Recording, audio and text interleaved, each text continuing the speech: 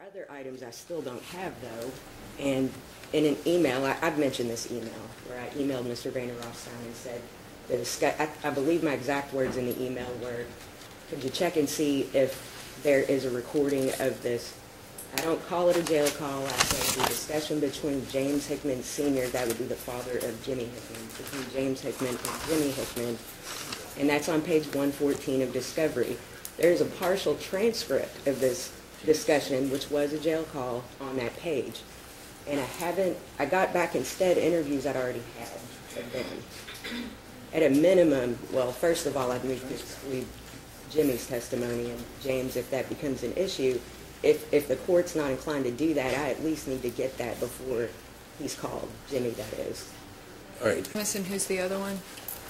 Hickman. Jimmy Hickman? Judge, they've had Jimmy Hickman's statement forever. We tendered it at the beginning of this case. Mr. Hickman, the defendant made admissions to him. To exclude what Mr. Hickman said is extremely detrimental. There's no basis under the law. Now, Mr. James Hickman Sr., we haven't subpoenaed him.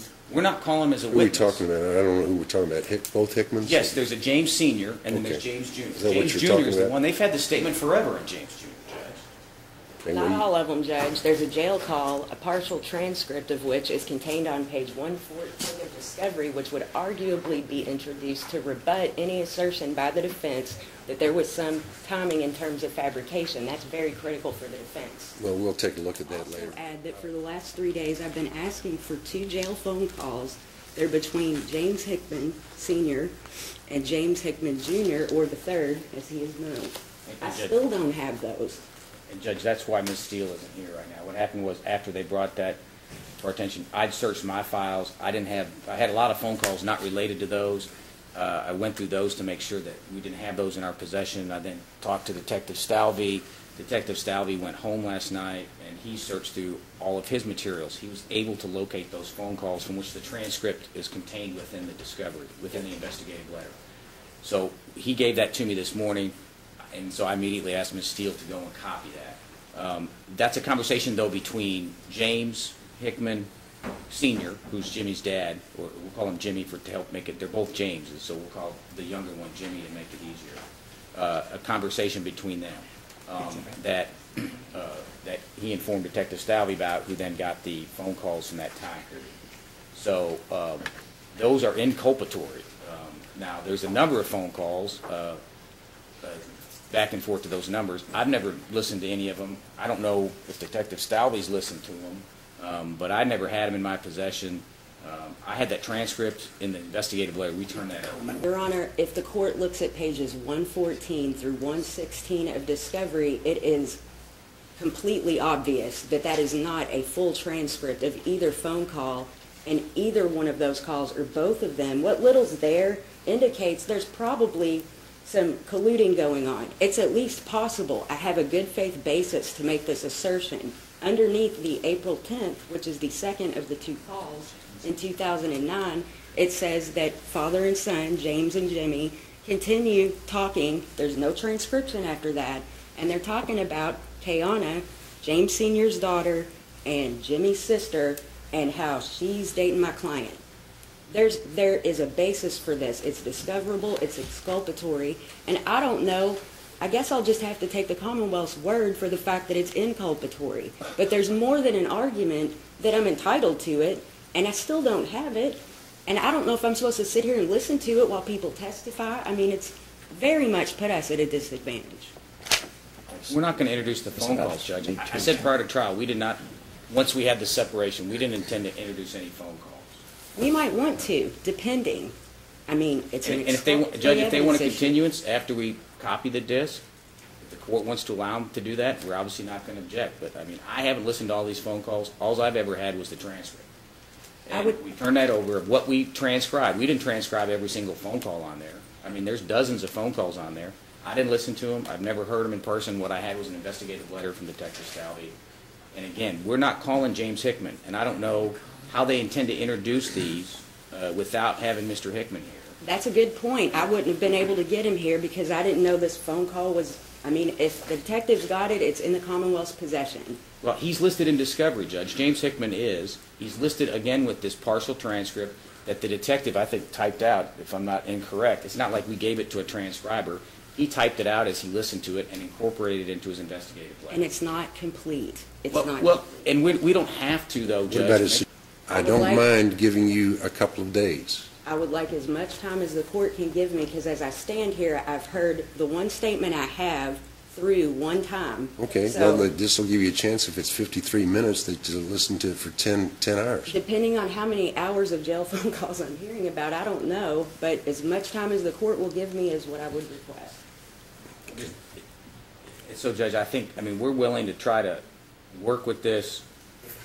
Is there anything else that Ms. Smith needs that we're going to get at the last minute? No, Judge, again, the phone calls, I mean, but the Keonia Thomas statements, we thought we had provided that. 2 days ago, the court continued the trial for 2 days based on new evidence, or actually quite old evidence that's over 3 years old. That I thought I was asking for 2 phone calls from April the 8th of 09 and April the 10th of 09. I indicated there was a partial transcript of each of those calls in discovery from pages 114 to 116. Not yet, we'll get you in 1 second. And apparently those calls were being burned as I spoke, and I got a disc with 266 calls on the disc, ranging from June 2008 to May 2009. The most important aspect of this evidence that is over 3 years old that I got on the second day of trial is the following, and to keep it very, very brief, this is a phone call from Metro Corrections by James Hickman Sr. to his own residence, and he is speaking with an older female. You can tell that much, but there's an unidentified female that gets on the phone who was an eyewitness to this shooting, who names who did it, and I can't even make out who that is. They said it was some dude named Swing or something. Swing. I don't know, bro. They say he drive a truck. God, man. Shepherd Square. Yeah, he just had them all black and he just shot and killed them. In front of everybody. That's who did it, Judge. And I got this on the second day of trial. Not only that, but there's a video interview that was the subject of a suppression motion regarding identifications. I got that video interview last week. This call, when you put it together with that interview, which can't possibly be covered by the memo that's been in discovery, it just doesn't cover the details in this 2-hour interview, tells you who did this. And my opening would have been completely different. I would have been able to say, not only did we not do it, but we know who did, and everybody else did within about 25 minutes of this crime. And it is my second motion for a mistrial. I would also add that the video interview I keep referring to that I received last week that was the subject of the identification issue, that person names who ordered this hit, so to speak. And that person's street name is Prime, talks all about this guy. It is Ricky Kelly's co-defendant in federal court. And there's more than a basis to believe that this is all connected to something involving Shepherd Square, because that's all that Mr. Ramsey, the person interviewed, talks about is Shepherd Square. Well, Mr. Ramsey And has no direct knowledge, This person just talks about Judge. someone from Shepherd Square. Everything Mr. Ramsey has to say, he learns from Dion Neal. And so it's all hearsay, Well, because what Mr. Neal, as far as we know, he makes some statements within a correctional facility during the time of the shooting. So he's not, we know Mr. Neal's not out there because He's not alleged to have been the shooter. He's alleged to have ordered the hit. And if I may finish, Judge, okay, so he doesn't know anything directly about it as far as we know. This person's repeating what Mr. Neal said, which I don't know under what exception that's going to come in under any circumstances. Conspirator exception. And so, well, I mean, again, Judge, there's no connection shown between these people. Interested in Mr. Ramsey. Okay, I'm interested in the motion for a mistrial right now. Okay, and Judge, the person that they're referencing to, again, this is someone who's repeating something they heard on the street. I don't know how in the world. Well, if you think about what's being repeated on the street, I mean, you have made a very good argument to this court where the defendants either Mr. Pettway or the other defendant have made statements to other individuals which could be classified as hearsay also. Just what's going on here, I don't know whose number that was back in 2009. It may be the Hickman's number. It could be somebody else's. It could be someone they gave. I mean, people frequently in jail will give people numbers and use that to communicate with people with. So I understand they're saying, we've heard this other name, but I don't know how in the world they're going to, you can talk to the Hickman. It's a little bit different when you have, something to refresh a witness's recollection by, and you tell me it's James Hickman, the senior, anyway. But he's not on the phone call. He's on this phone call. He's calling his house. That's what I understood her to Yeah, say. but then it's the female talking. I know. We don't know who that is. Well, maybe James Hickman would know who that is. But only if you played that back to James Hickman would he know. I would presume anyway, and plus if he would tell you the truth. I don't know. The ironic thing, Judge, is that this motion to prohibit counsel from mentioning an alternative perpetrator was filed before I even heard this call. And there's really specific information that I don't want to expand on because I know it just gets really convoluted and different names and stuff like that. But there is a sea of information I just received that is explosively exculpatory. Explosively.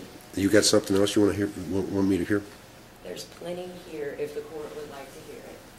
I don't know if the court received a copy of it either the other day. Of course I did not. You got some other examples that you want to tell me about?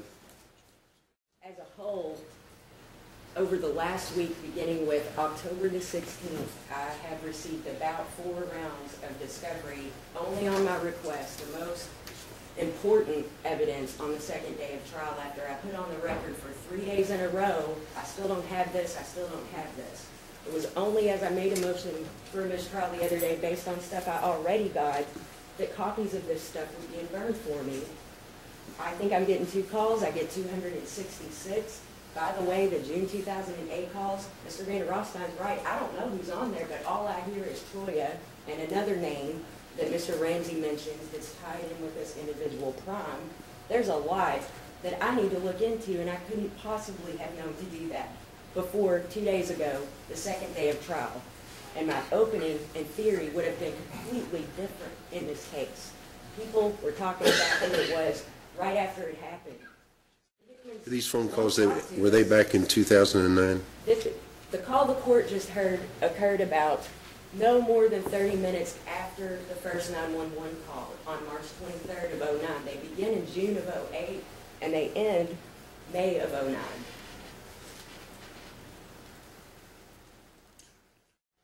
And again, Judge, I was aware of the April calls.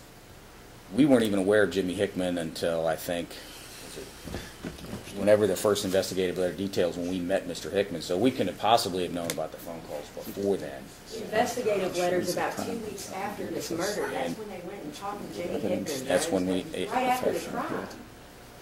And it's been an ongoing investigation, Judge. We didn't indict it till 2011. So we were looking at it for a long time. Always a big deal. I can't pick back up midstream. It's not going to be effective representation. It's just not. It's fundamentally unfair to do that.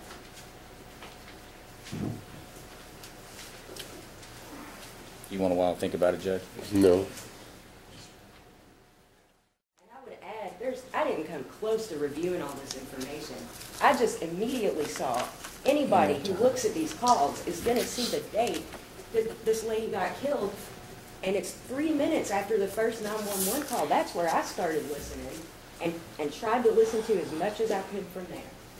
I mean, I don't know what's in there. I don't know what might come up. This is over a year's worth of information that I would have to first review and then investigate. It could take months, frankly.